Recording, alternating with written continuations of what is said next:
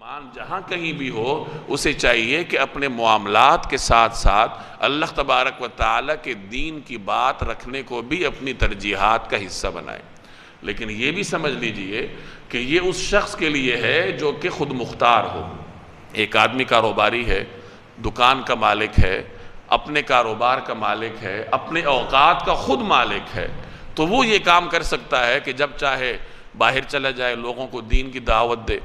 اور اگر کوئی کسٹمر، کوئی گاہک اس کے پاس آتا ہے تو اس کی چیز ہے، اس کا گاہک ہے، اس کا اپنا ذاتی وقت ہے، تو وہ جو چاہے اس کو دعوت دے، طریقہ کار کو دیکھتے ہوئے حکمت کے ساتھ اس کو مانوس کرے، اور پھر اس کے ساتھ معاہدہ بھی کرے، کوئی تجارتی ایگریمنٹ بھی کرے، جو بھی کرے. ایک کاروباری تجارتی میٹنگ میں جاتا ہے تو وہ اپنے اوقات کا خود مالک ہے، تو وہ وہاں جو چاہے، جس طریقے سے چاہے دین کی بات ان کے سامنے رکھے، اور جتنی دیر کے لیے چاہے رکھ سکتا ہے، کیونکہ وہ اپنے اوقات کا خود وہ ہے، کسی دوسرے نے اس کو رقم نہیں دے رکھی. ملازم کے احکامات اور ہیں. ملازم اپنے اوقات میں خود مختار نہیں ہوتا، وہ تنخواہ دار ہوتا ہے، اور ہمارا دیندار طبقہ اس چیز کو نہیں سمجھتا.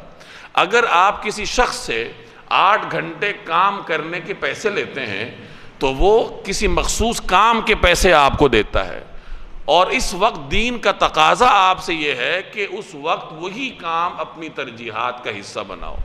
ایک آدمی اگر کہیں ملازم ہے اور وہ آتا ہے، حاضری درج کرتا ہے، اور دیکھتا ہے کہ جو باس ہے وہ نہیں ہے، تو وہ نکل جاتا ہے، تبلیغ کرتا پھرتا ہے، کوئی ثواب کا کام نہیں کرتا، کیونکہ اس وقت اس کا فرض یہ تھا کہ وہ یہاں بیٹھے اور جو کام اس کے سپرد ہے وہ کرے.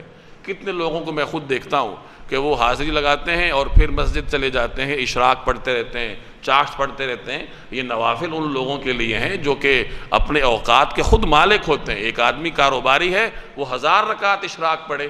ملازم کو کس نے اختیار دیا ہے کہ وہ دفتر کی کرسی چھوڑے اور جا کر اشراق پڑھے؟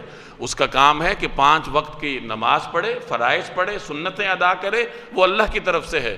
باقی نوافل کی اگر اس کا باس اسے اجازت دیتا ہے تو ادا کرے، ورنہ چپ کر کے بیٹھ کے اپنا کام کرے. یہی اس سے دین کی ڈیمانڈ ہے، یہی اس سے دین کا تقاضا ہے. ہم لوگ دین کے تقاضے نہیں سمجھتے. تو